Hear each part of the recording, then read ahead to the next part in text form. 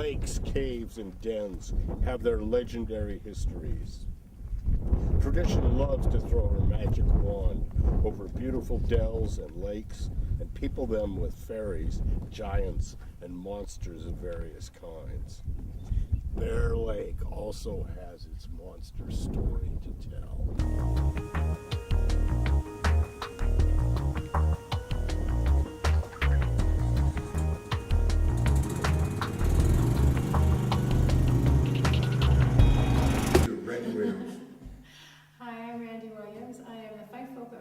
Curator and oral history specialist at Utah State University's libraries, and I manage the folklore materials, including the Bear Lake Monster materials.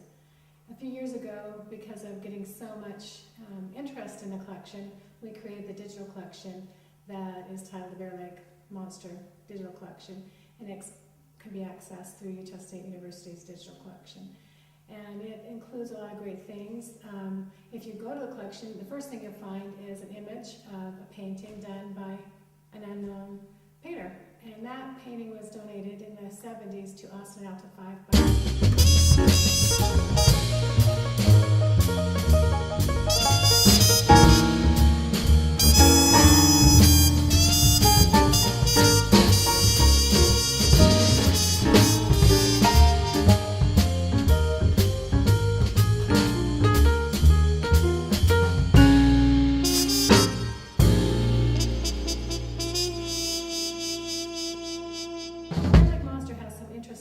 because some people think that it started in about 1896 with Joseph C. Rich, who was the founder or developer of Rich County. And so some feel like he did some advertising as a developer would to get people to come up to Bear Lake area and visit, and so the Bear Lake Monsters legend sort of enticed people.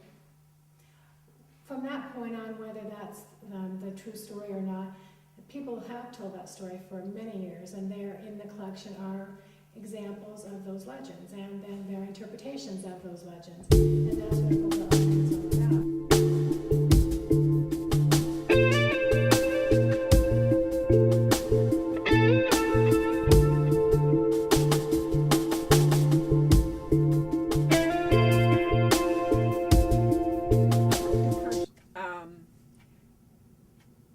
Several years back, I was approached by a gentleman by the name of Ross Rudd, who happened to be, I moved into the community of Plymouth, and he became my home teacher. But he was also my grandfather's bishop during the last years of my grandfather's life when he passed away. And Ross had received from somebody a book, kind of the church history of the Washakie area and those people that had lived there during, he has records going back, oh heavens, around the late 1880s, 1890s. And from there, some of the stuff, he decided he was going to do a book, and I would like to read from this. It has a thing in it, it's called Legend, and the book that he wrote was Shoshone, A Blessed People. And so he has, the Shoshone tell stories of great monsters of the Teton Lake. These monsters were like the sea otter, but very much larger.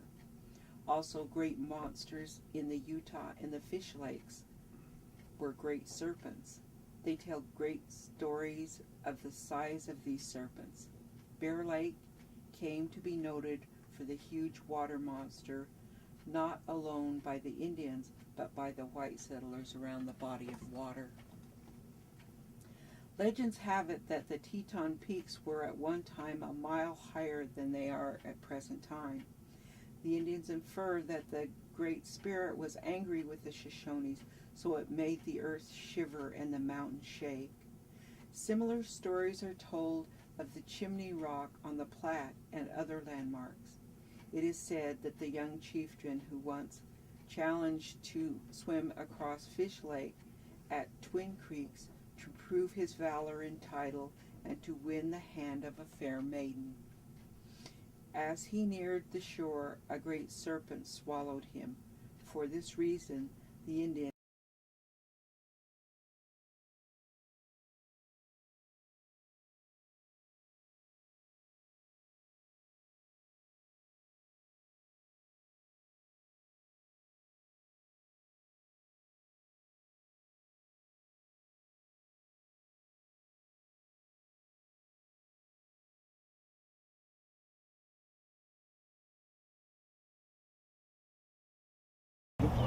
The Bear Lake Monster stories have gone around. Lots of people have seen the monsters, and there are very many accounts of it. It's interesting, I mean, as a biologist, however, I even have seen 2 instances where I had to think about the Bear Lake Monster. The first time was as a game warden. I was working on the opening of the pier, and I was over a property called Westridge, and I had the dispatch, police dispatch called me and say they'd had a number of sightings of what they thought was the Bear Lake Monster out in the lake. Well, I took it as my normal, well, something out there, but sure not a monster. So anyway, I went down to where I could get to see a nice vantage point, and I looked with my naked eyes out on the lake, and sure enough, there was something out there. It was very dark, and I really couldn't make it out. It didn't really look to me like a flock of birds or something like that. And so I got my binoculars, and I looked at it with my binoculars, and much to my surprise, the first thing I noticed was that it was moving, and then there was a weight coming off the front of it. And then it appeared, it was a long ways out, and then it appeared to have a neck coming up with a small head on the top, and behind it there were 7 bumps, and it was all moving in one.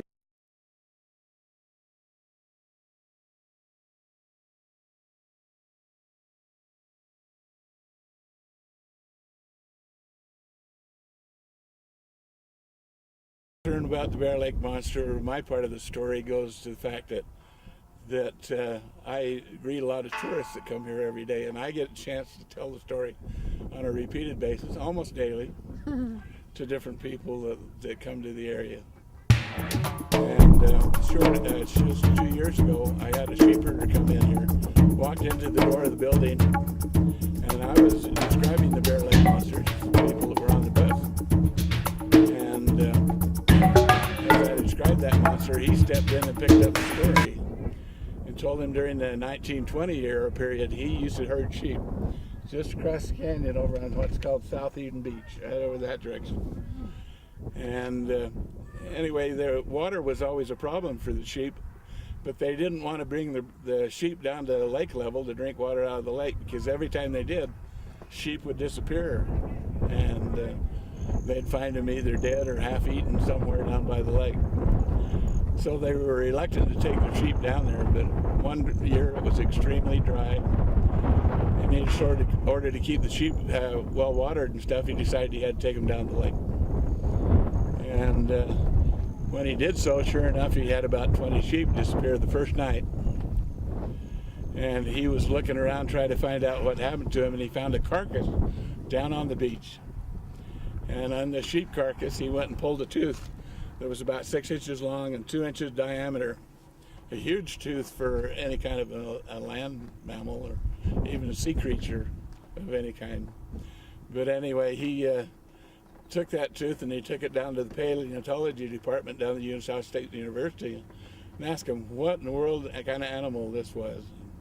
And anyway, they said, well, they'd keep it and study it for a while. He didn't hear from him for quite a period of time. So anyway, finally he went to check on him, and they told him they had no idea. They could not figure out what kind of an animal it was from. And as a matter of fact, they greatly doubted his story and wondered where he got the tooth from.